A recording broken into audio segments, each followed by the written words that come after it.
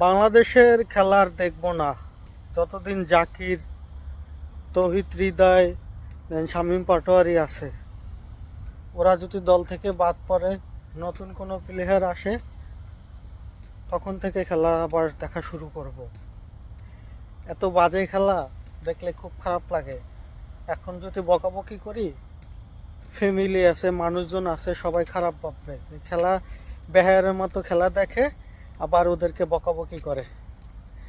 তাই গতকালকা তবা পড়ছি, খেলা আর দেখবো না, যা হয়ে যাক যাজ্ঞা।